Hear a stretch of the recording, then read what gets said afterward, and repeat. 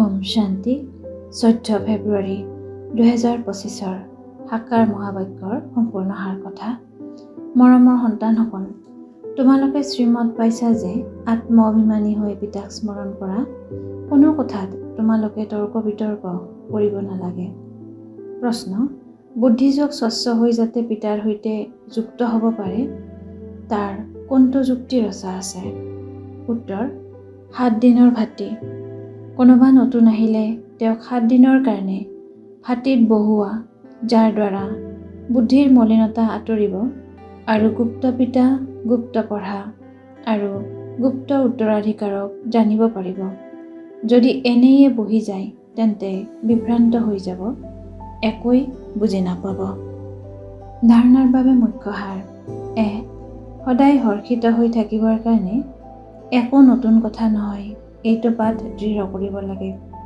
বেহদৰ পিতাই আমাক বেহদৰ বাদশ্বাহী দিছে, এইটো আনন্দত থাকিব লাগে।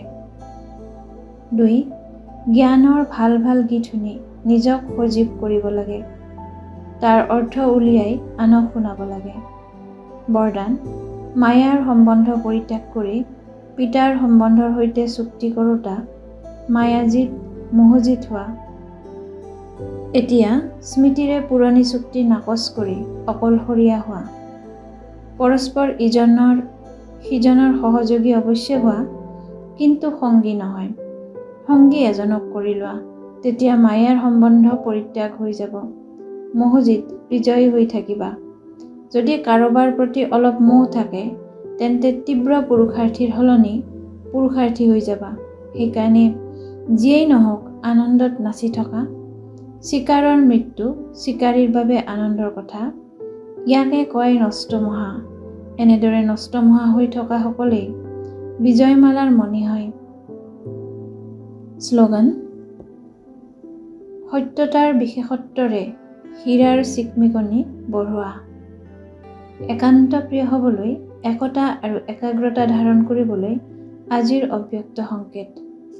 বাপ দাদাই বিচাৰে যে প্ৰতিগৰাকী সন্তান একৰক শ্ৰেষ্ঠ স্থিতিৰ আসনধাৰী, একান্তবাসী, অশৰীৰী, একতা স্থাপক, এক নামী আৰু মিতব্যয়িতাৰ অৱতাৰ হওক। ইজনে সিজনৰ বিচাৰধাৰাক বুজি সন্মান জনাই, ইজনে সিজনক ইংগিত দি লেনদেন কৰি পৰস্পৰ সংগঠনৰ শক্তিৰ স্বৰূপ প্ৰত্যক্ষ কৰক, কিয়নো তোমালোকৰ সংগঠনৰ একতাৰ শক্তিয়ে গোটেই ব্ৰাহ্মণ পৰিয়ালক সংগঠনত অনাৰ নিমিত্ত হ'ব। ওম শান্তি।